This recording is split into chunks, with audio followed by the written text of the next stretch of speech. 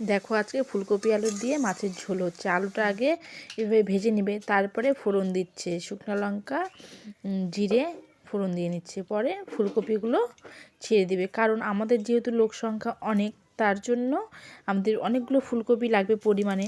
একটু একটু করে ফুলকপি আগেই ভেজে নিয়েছি, 2-3 বার ভেজে নিয়েছি। পরেরটুকু হলো ফোড়ন দিয়েই তোমার ফুলকপিটা দিয়ে দেওয়া হয়েছে। একবারে ভেজে নিবে, এটা আর এক্সট্রা করে ভেজে নিচ্ছে না। এটা যেহেতু একটু আছে তার জন্য ফোড়ন দিয়ে এভাবে ভেজে নেবে ভালো করে। আজকে আমার শাশুড়ি মা রান্না করছে, কারণ মাই রান্না করে বেশিরভাগ। আমি বললাম তাহলে একটু ভিডিও করি, আর মা রান্না করতে ভীষণ ভালো লাগে। তোমাদের যদি রান্নাটা সম্পূর্ণ ভিডিওটি দেখো, যদি তোমাদের ভালো লাগে বেশি বেশি করে কমেন্ট করবে, তাহলে আমার শাশুড়ি মার রান্না তোমাদেরকে আমি আরও দেখাবো, প্লাস আমারও রান্না দেখাবো। কিন্তু শাশুড়ি মায়ের রান্না দেখো, আমিও তো আমার রান্না এর আগে আমি ব্লগে দেখিয়েছি। আজকে আমার শাশুড়ি মায়ের রান্না দেখো কেমন লাগছে তোমাদের। এভাবে ফুলকপিটা লাল লাল করে ভেজে নেবে। আর ভেজে নেওয়ার পরে দেখো কতগুলো ফুলকপি আগে থেকেই ভেজে নিয়েছে। এখন মশলা দিয়ে দিয়েছে, আদা জিরে আর লঙ্কা বাটা, পরিমাণ মতন হলুদ আর লবণও দিয়ে দিয়েছে। মা মশলার সাথেই দিয়ে দিয়েছে একবারে মশলার বাটি নিয়ে। দেখো মশলার বাটিটা ধুয়ে জল দিয়ে দিচ্ছে, ভালো করে আলগা আলগা করে দেখো মশলাটা ভালো করে মিশিয়ে নিচ্ছে। আর ভালো করে নাড়ছে আস্তে আস্তে করে, যাতে মানে ফুলকপিগুলো ভেঙে না যায়, ভালোভাবে ভালোই থাকে। ভেঙে গেলে তো ভালো লাগবে না, মানে গোটা গোটা ফুলকপিতে থাকলে ভালো লাগে। আর শীতের দিনে তো জানোই এই ফুলকপি আলু দিয়ে মাছের ঝোল খেতে ভীষণ ভালো লাগে। নতুন নতুন সবজি, শীতের দিনে যে কোনো সবজি খেতে খুব ভালো লাগে। শীতের দিনে সবজিও অনেক পাওয়া যায়। দেখো এইভাবে ভালো করে নেড়ে নিবে, তারপরে ভালো করে কষিয়ে নিতে হবে।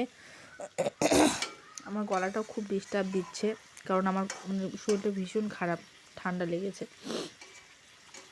এ দেখো আস্তে আস্তে করে। আর আমার শাশুড়ি মায়ের মানে খুবই মানে নাড়ানাড়িগুলো খুবই আস্তে আস্তে ধীরে ধীরে নাড়ে, মানে যাতে কোনো কিছু ভেঙে না, যেমন আলতোভাবে। দেখো আরেকবার ভালো করে নেড়ে নিচ্ছে, মানে কষানো মশলাটা ভালো করে দেখো কি সুন্দরভাবে মিশিয়ে গেছে কিন্তু।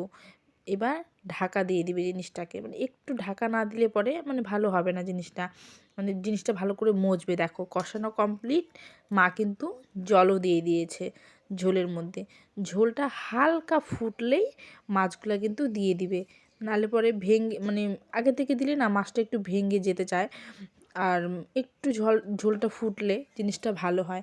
তার জন্য দেখো জল দেওয়া কমপ্লিট, এখন হলো হালকা মানে ঝোলটা ফুটলেই এক এক করে ভেজে রাখা মাছগুলো সব দিয়ে দিবে।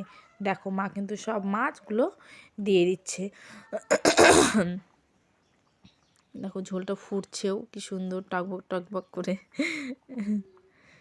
মা ধীরে ধীরে দেখো মাছ দিচ্ছে, মানে মা রান্না করতে মানে ভালোই বাসে।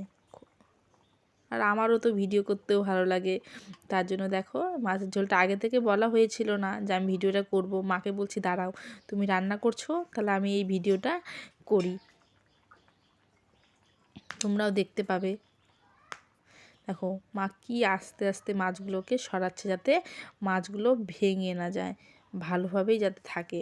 দেখো কি আস্তে করে নাড়ছে, কারণ কি বলো তো, ওখানে তো মানে কড়াই পুরো ভর্তি, মাছটা সব গলে যাবে, তো মানে ফুলকপিগুলো ভেঙে যাবে। দেখো রান্নাও কমপ্লিট, কালারটা দেখো কি সুন্দর হয়েছে, অসাধারণ হয়েছে। দেখো কি সুন্দর।